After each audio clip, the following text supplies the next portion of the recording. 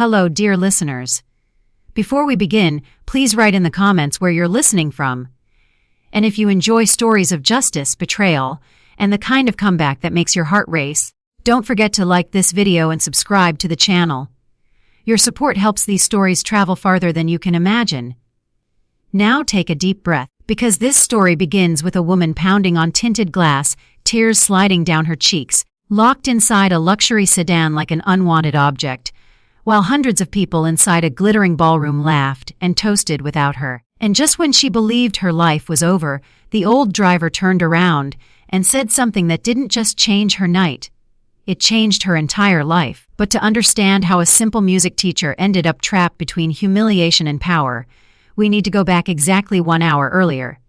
The Grand Ballroom of the St. Regis Grand was the kind of place most people only saw in magazines. Crystal chandeliers hung like frozen waterfalls above the crowd, throwing light across polished marble floors. Every table was dressed in linen so white it looked untouched by human hands. Silver cutlery gleamed. Fine china sat perfectly aligned. Towers of gourmet desserts rose like art displays, and the air itself felt expensive. Perfume, champagne, rare flowers, and the faint scent of money. This wasn't just a party, this was a performance. Atlanta's elite filled the ballroom in tailored suits and designer gowns, moving in clusters like flocks of birds that somehow knew exactly where they belonged. Their laughter wasn't loud, it was controlled, polished, the kind that says, "We are safe here. We are important. We are untouchable." At the center of all of it was Patricia Thorne. Patricia sat like a queen. Her gown was deep burgundy velvet, hugging her figure with the confidence of a woman who believed the world owed her admiration. A diamond necklace rested at her throat like a crown turned sideways. Her hair was styled into a perfect wave that didn't dare fall out of place. Her lips wore a smile that looked gentle from far away, but up close it was sharp. Tonight was her 65th birthday celebration, and Patricia was in her element. She didn't just want guests. She wanted worship. Every person here, business owners, politicians, charity leaders, executives, had come to pay respects, to be seen, to be counted among the right people. Patricia Thorne was the kind of woman who collected influence the way others collected jewelry. And yet, despite all this luxury, despite the glittering crystal and soft music and champagne bubbles, there was one woman standing near a column who looked like she didn't belong in the room at all. Serena Hawthorne. She stood still, as if the smallest movement might draw attention. Her hands kept smoothing the edge of her dress, not because it was wrinkled, but because her fingers needed something to do to stop shaking. The dress itself was modest, beige, simple, neat, and the truth was Serena had made it herself. She had spent 3 nights at her sewing machine, stitching and re-stitching, adjusting the hem, pulling out threads, fixing seams, working until her eyes burned. She told herself it was practical. She told herself she was being responsible.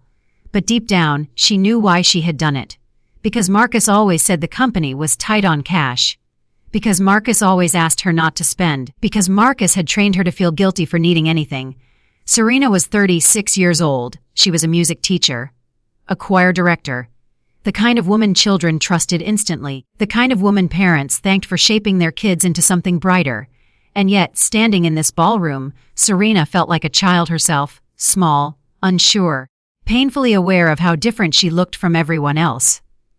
Around her were the wives of Marcus's business partners, draped in designer gowns and dripping with diamonds, their arms decorated with bracelets worth more than Serena's entire yearly salary. Their hair shone. Their makeup was flawless. Their smiles were practiced. Serena's dress wasn't ugly, but next to them it felt invisible. And invisibility didn't protect her. It only made her easier to overlook. Serena's eyes scanned the room again, searching for the one person who was supposed to be her anchor, her husband, Marcus Thorne. He was easy to spot. Marcus stood tall, moving like he owned the space even though it technically belonged to his mother tonight. His tuxedo was perfectly tailored, crisp, expensive, and his posture screamed confidence. He laughed easily, shook hands firmly, clapped men on the shoulder, leaned in to listen as if every powerful person was telling him secrets. Marcus loved attention the way some people loved oxygen, and for him, this evening wasn't just a birthday party, it was a showcase, it was proof. Proof that he had made it, proof that he belonged, proof that the poor background he always blamed Serena for was something he had escaped. Serena watched him smile at a group of businessmen And for a moment she almost smiled too, because she remembered the beginning. She remembered the man Marcus had pretended to be. 10 years ago, when Serena met him, he wasn't this cold, polished executive.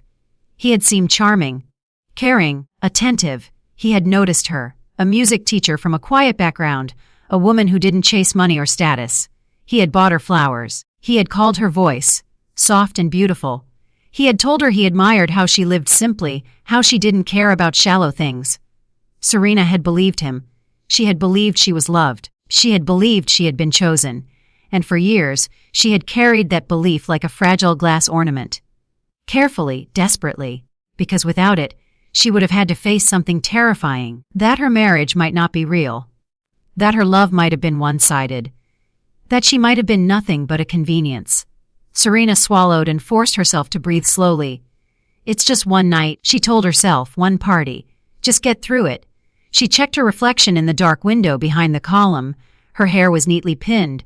Her makeup was light. She didn't look messy. Still, a familiar fear pressed into her chest. Marcus cared about appearances more than he cared about anything else, and Serena, no matter how hard she tried, always seemed to fall short of what he wanted her to be. She was thinking that when Marcus suddenly turned his head, his eyes landed on her. For 1 second, his expression went flat, then a frown tightened his face. Serena's stomach dropped before he even moved. Marcus strode toward her quickly, his smile already reshaping itself for passing guests like a mask snapping into place. When he reached her, his fingers clamped around her elbow. Pain shot through Serena's arm. He leaned close, and his voice was a hiss that only she could hear. "Why are you standing here like some poor relative?" Serena blinked. "I was just. Get over to the main table." Marcus cut her off sharply, his mouth smiling while his eyes stayed hard. "Mom's about to give her toast. And for God's sake, stop slouching." Serena straightened instantly. "You're the CEO's wife," he continued, squeezing her elbow a little tighter. "Not a mouse from the cellar." Then he released her like she was something unpleasant he had briefly touched.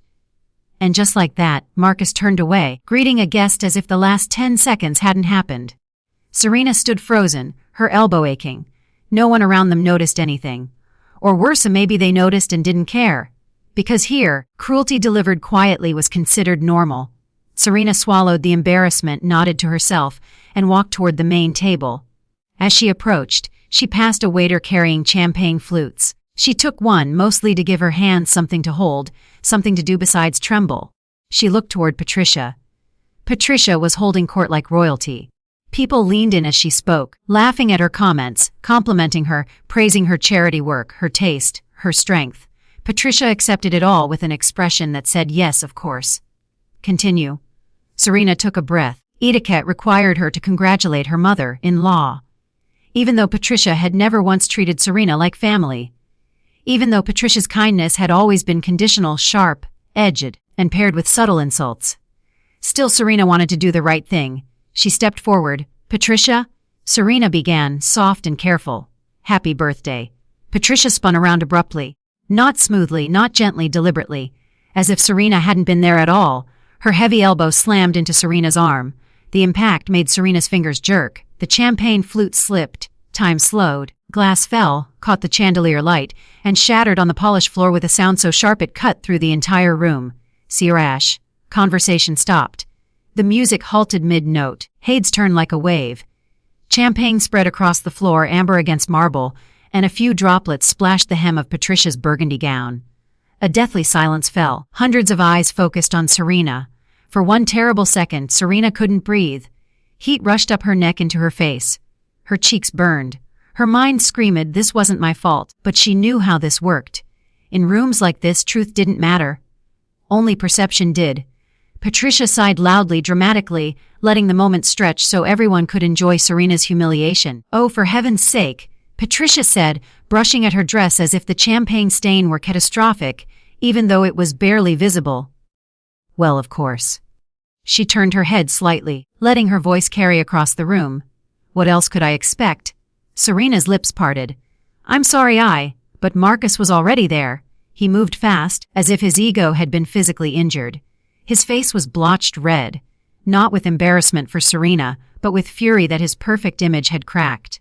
He didn't ask what happened. He didn't check if Serena was okay. He didn't offer her a napkin. Instead, he exploded. "What the hell are you doing?" Marcus roared loud enough to make Serena's ears ring. Serena flinched. The room stayed silent, feeding off the drama. Marcus stepped closer, eyes blazing. "Are your hands made of stone?" he shouted. "Did you intentionally try to ruin my mother's party?" "Marcus." Serena tried, voice shaking. "She bumped me." "Shut up!" he barked. The word echoed like a slap. "Stop making excuses," Marcus continued, his voice rising. "Look at you. You're a drab little mouse. All you know how to do is embarrass me." Serena's vision blurred. She could feel tears threatening. Marcus didn't care. "I dragged you out of the hood," he snarled, "and you can't even hold a champagne glass." Serena's mouth opened again, but no words came out. Marcus grabbed her arm hard enough to make her gasp. He didn't guide her. He yanked her.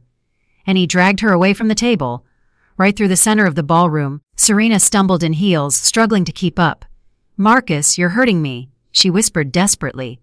"People are watching." Marcus's mouth twisted. "Let them watch," he shouted, enjoying the power in his own voice. "Let them see who I have to live with." Serena's humiliation grew heavier with every step. Her head buzzed. She could hear whispers beginning, sharp like needles. Marcus marched her toward the massive exit doors. Then, right at the entrance, he stopped. He turned back to the crowd as if presenting evidence. "Your appearance disgraces my family," he screamed across the ballroom. Serena froze. The sentence hit her like a punch. Then Marcus barked, "Security!" 2 guards in black suits moved instantly, like machines programmed to obey. Marcus shoved Serena's arm toward them. "Get this thing out of here," he ordered. Serena's breath caught at the word thing. "Shove her into the car," Marcus continued, voice cold now. "Let her sit there like a punished dog until I decide what to do with her." Serena's eyes widened. "Marcus, please." "And lock the doors," he added with disgust, "so she can't stick her nose out." The guards didn't hesitate. They took Serena by both arms. She didn't resist. Shock had turned her bones to stone. Marcus turned back toward the ballroom, smoothing his jacket as he walked, as if he had just fixed a minor inconvenience. Behind him, there was sparse applause. Not loud, not enthusiastic, but approving. Serena felt like her soul had been stripped bare. The guards led her outside into the cool night air. The sudden chill hit her face like reality. A black executive sedan waited at the curb. One guard opened the back door, and without gentleness, without dignity, without care, they shoved Serena inside. Leather seat cold, luxury that felt like a cage. The door slammed. A heavy final sound, then CLISK central lock engaged. Serena was alone in semi-darkness, surrounded by quiet wealth. She pressed her face against the tinted glass. Through it, she could see the ballroom windows glowing warm and bright. The party continued. Music resumed. Laughter returned. As if she had never existed, Serena's chest tightened. Hysteria came in a wave. She began pounding on the door panel, then on the window, her fists leaving faint marks. "Let me out!" she screamed, voice breaking. "Let me out!" But the car was soundproof. No one could hear her. She slammed her palms against the tinted glass again and again. Tears poured down her face. "I want to go home," she sobbed. "Marcus, please." Her mascara smeared across her cheeks. She looked like a woman drowning behind glass. Her humiliation felt complete, so total she wanted to disappear, to dissolve, to stop existing. How could she face anyone tomorrow? How could she return to that house? How could she stand next to Marcus again after this?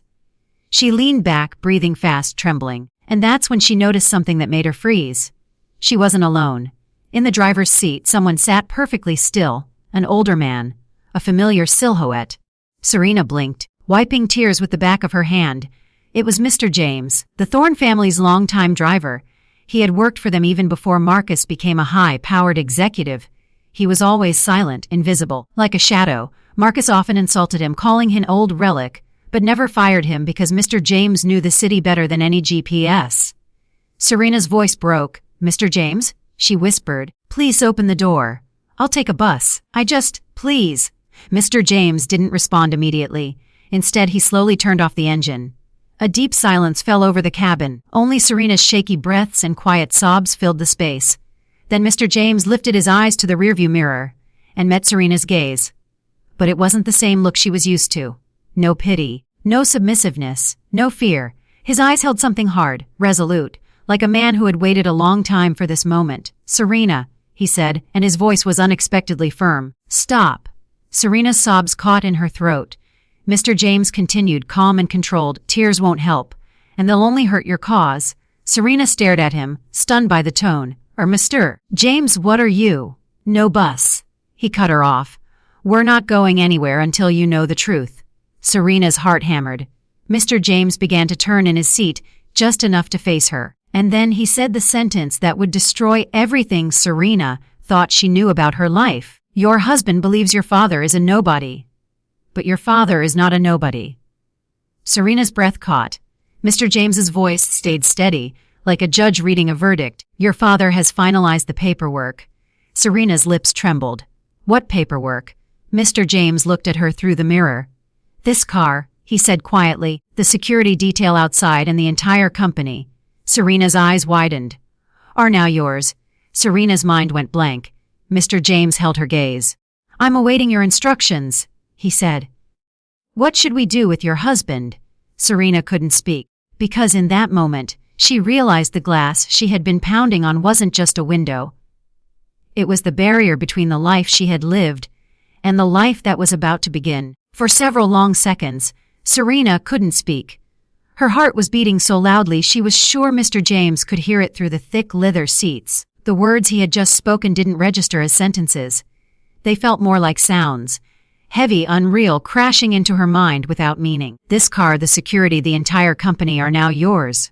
Serena blinked slowly, as if waking from a nightmare that refused to release her.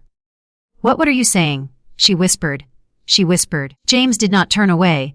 His eyes remained fixed on hers in the rearview mirror, steady and unblinking. I'm saying, he replied calmly, that everything Marcus Thorne believes he owns belongs to you. Serena shook her head weakly. No, she said, her voice trembling. That's not possible. Marcus is the CEO. Everyone knows that. He built the company. Hey, he managed it. Mr. James corrected. He never owned it. The words hit Serena harder than Marcus's grip had earlier that night. But my father, Serena murmured. My father lives on a farm. He barely uses a phone, Marcus said. Marcus said many things. Mr. James interrupted quietly. Most of them were lies designed to keep you small. Serena swallowed. The silence inside the car grew heavier, pressing against her chest. Outside, the ballroom windows still glowed warmly. Laughter drifted faintly through the glass, distorted and distant, like a memory from another life. Mr. James reached into the inner pocket of his jacket. Serena flinched slightly, unsure why. Her nerves were raw, stretched thin by humiliation and shock. But instead of pulling out anything threatening, he produced a sleek tablet and held it backward over the seat. Take this, he said. Serena hesitated before accepting it. Her fingers were cold as they closed around the smooth surface. The screen was already on. At first, the text blurred in front of her eyes. Legal language, headers, official seals. Her breathing became shallow. Mr. James leaned back slightly, allowing her time. Look at the highlighted line, he said. Serena's eyes followed his finger, and then she saw it. Owner of Thorne Group of Companies Hawthorne, Serena B. her name. Her full name, not Marcus, not Patricia. The world seemed to tilt. Serena felt lightheaded, as if gravity itself had shifted. That must be a mistake, she whispered.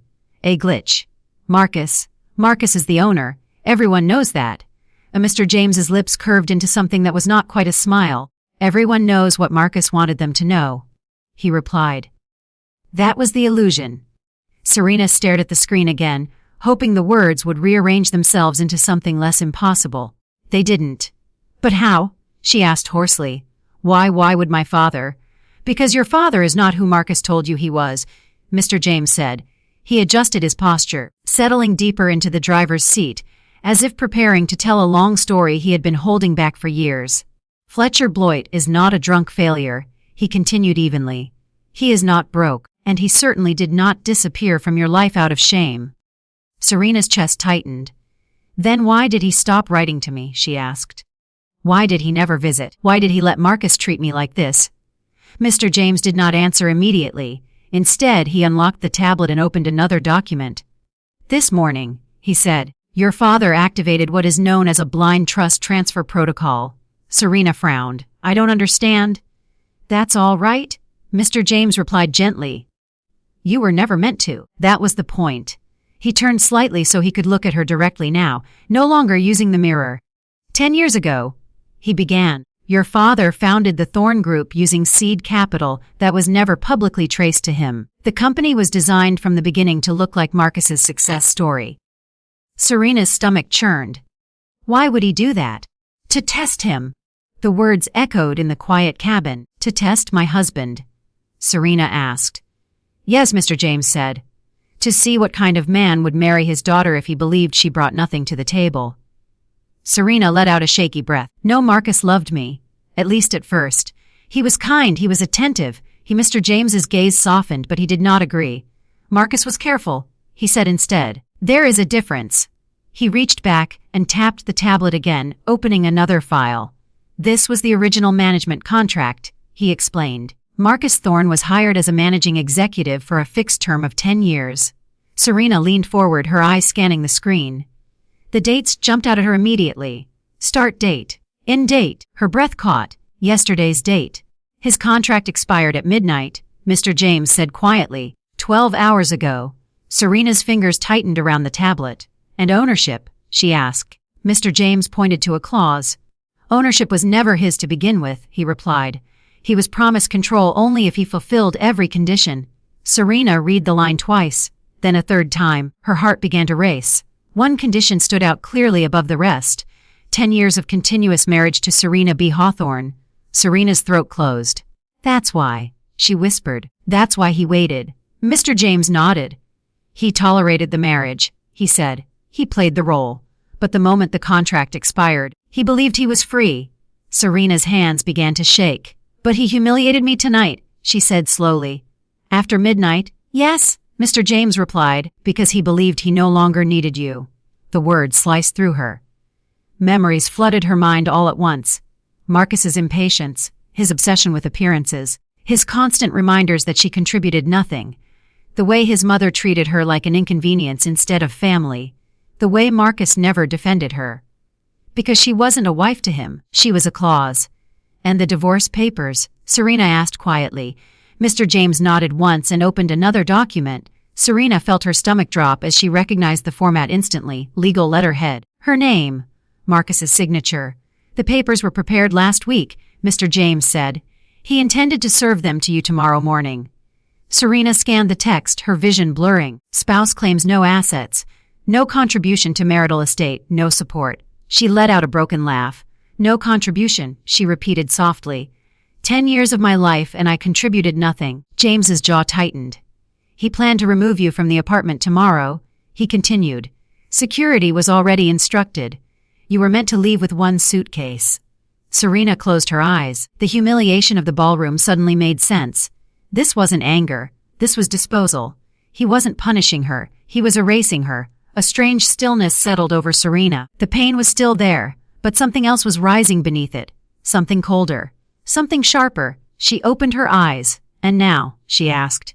Mr. James studied her face carefully. Now, he said, you decide. Serena looked down at the tablet again. Owner Serena B. Hawthorne. The words no longer felt unreal. They felt heavy, real. Dangerous. She glanced toward the ballroom windows again, imagining Marcus laughing, drinking, basking in admiration, completely unaware that the ground beneath him had already collapsed. What about the security? She asked. They work for the company, Mr. James replied, and the company works for you. Serena inhaled slowly. What about this car? Company asset, he said simply. And you? She asked. Mr. James met her gaze without hesitation. I work for the owner, he said. Serena's pulse quickened. For 10 years she had been trained to shrink, to apologize, to step aside, to absorb humiliation quietly. And now, suddenly, the world was asking her to step forward instead. She straightened her back. Unlock the doors, she said. Mr. James did not move immediately. Are you sure? He asked. Serena nodded. Yes. He pressed a button. The locks disengaged with a soft click. James reached into the glove compartment and handed her a thick envelope. Your father asked me to give you this, he said. Emergency cash from the reserve fund. Serena took it, feeling its weight. She opened the door. The cool night air wrapped around her like a challenge. She stepped out of the sedan and stood upright. The dress she had been ashamed of moments earlier now felt different. It wasn't poor, it wasn't small, it was practical, unpretentious, honest. She smoothed it down calmly at the entrance. The same 2 security guards stood watch, the men who had shoved her into the car minutes ago. One of them raised a hand. "Ma'am," he began, uncertain. "We were instructed." "I'm certain." James stepped up beside her and cleared his throat. It was a small sound, but the effect was immediate. The guard froze. A flicker of recognition passed through his eyes.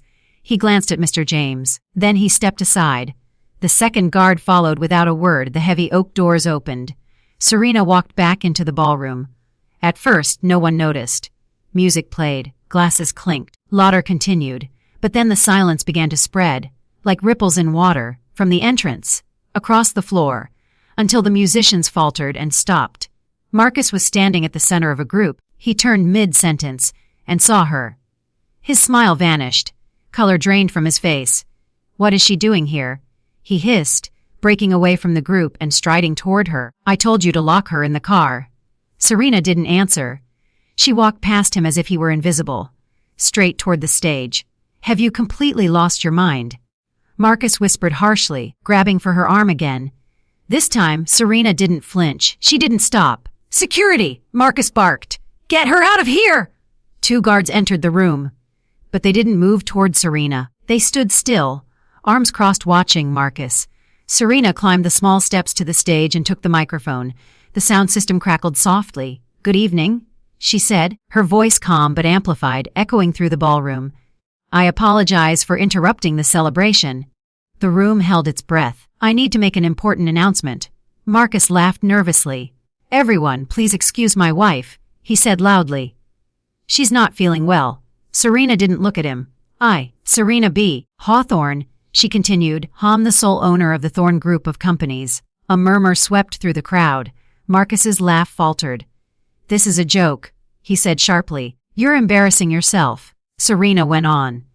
"Due to confirmed misuse of company funds," she said, "this event is being terminated immediately."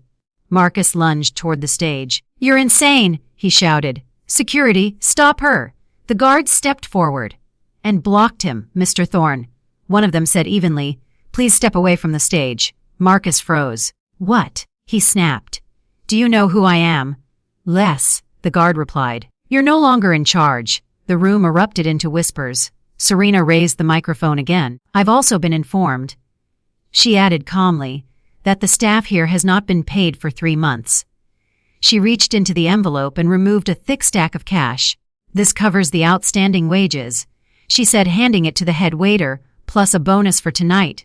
The waiter stared at the money, stunned, then nodded. The staff began distributing the cash openly, right there, in front of everyone. That was when the crowd turned. Whispers became judgment. Admiration shifted. Marcus stood alone, exposed, sweating, and Serena felt something she hadn't felt in years: balance. "And now," she said, lowering the microphone, "the banquet is over." The guests began to leave, silently, avoiding Marcus's eyes. As the ballroom emptied, Marcus stood frozen. His empire had collapsed in under 10 minutes. Serena stepped down from the stage. Mr. James appeared at her side. "Well done," he said quietly. Serena exhaled slowly. "This isn't over," she replied. "No," Mr. James agreed. "It's just beginning." And somewhere deep inside Serena, a voice she had ignored for 10 years finally spoke clearly. "You are no longer small." Marcus Thorne stood in the center of the ballroom long after the last guest had left. The chandeliers were still lit, but the room felt hollow now. Empty glasses sat abandoned on tables. Chairs were half pushed back. The echo of footsteps faded down the marble hallway, carrying with them the death of Marcus's reputation. For the first time in years, Marcus was alone. He wiped his face with the back of his hand.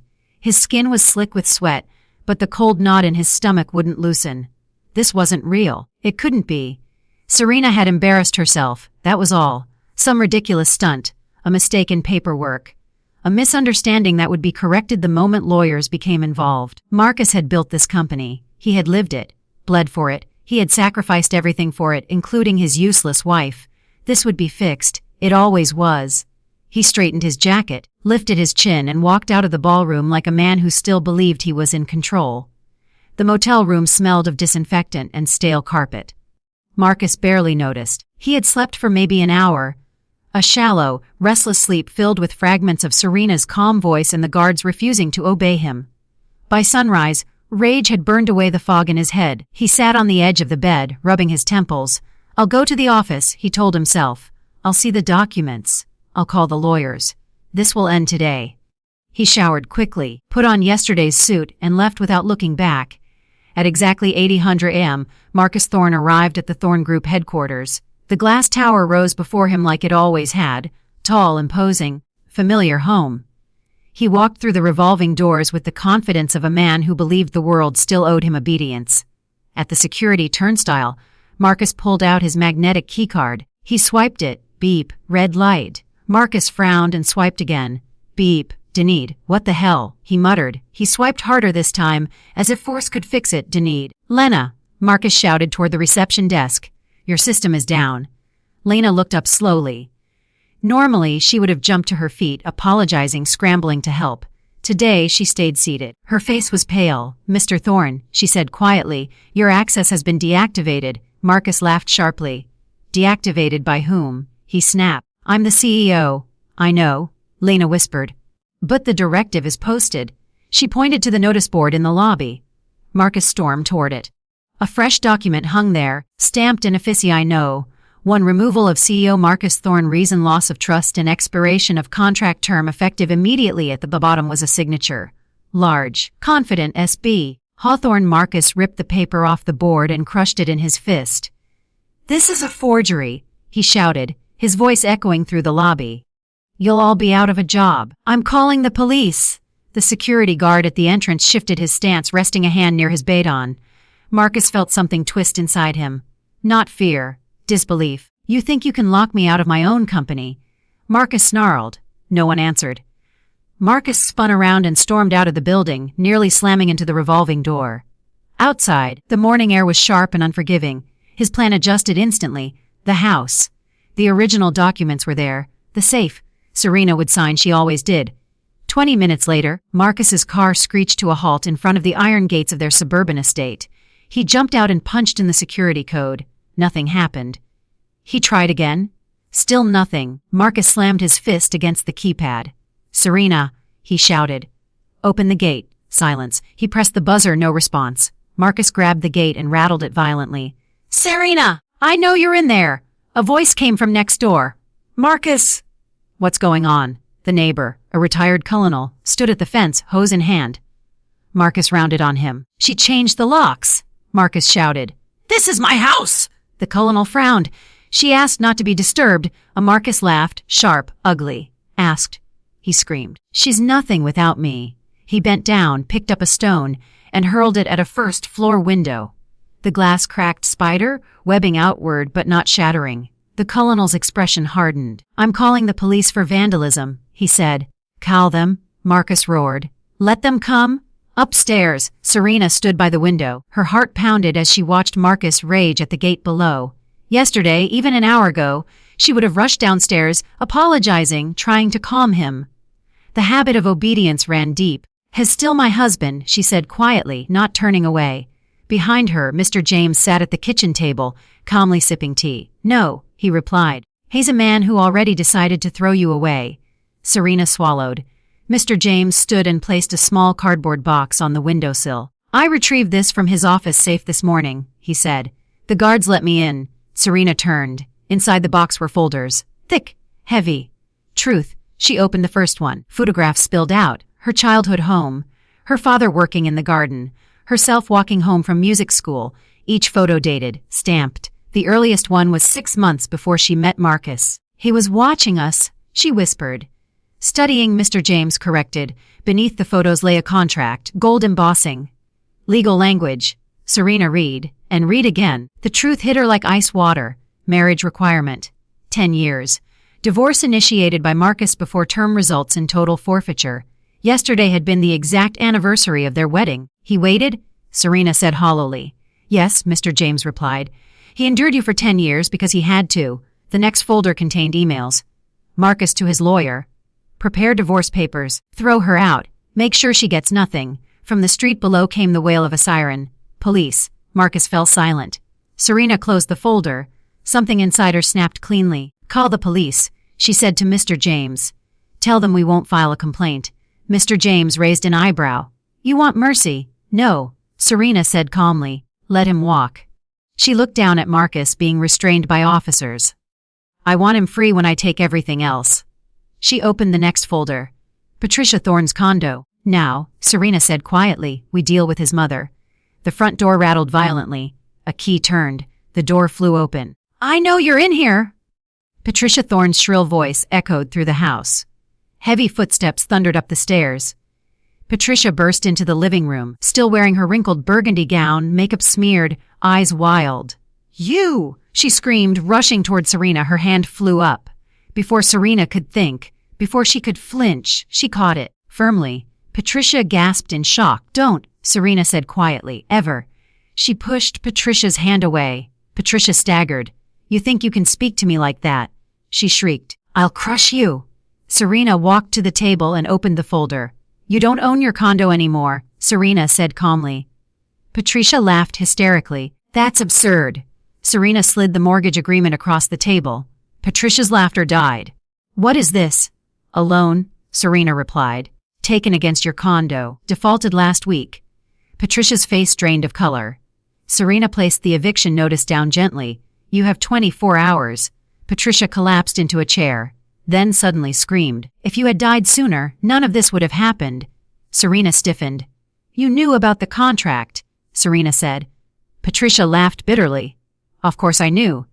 She leaned forward, eyes blazing. And the letters? Patricia sneered. Your father wrote every month. Serena's world tilted. I intercepted them? Patricia continued. And I wrote back pretending to be you. Serena couldn't breathe. The truth slammed into her chest. 10 years of loneliness. 10 years of believing she'd been abandoned. You're a monster, Serena whispered. Patricia smirked. I'm a mother who wanted the best. Mr. James stepped forward. Serena raised a hand. No. Let her pack.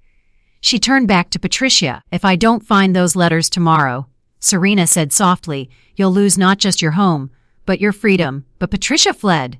The door slammed. Serena sank onto the sofa. He never stopped loving me, she whispered. Mr. James placed a hand on her shoulder. He never did. Serena stood suddenly. Take me to the office, she said. I want to see everything. As they drove, Marcus knocked on another door across town. A blonde woman answered. Marcus. Plans changed. He lied. I need to stay here, she frowned. I need money tomorrow. Marcus waved her off, but fear was already working its way through her, and she would soon make her own move.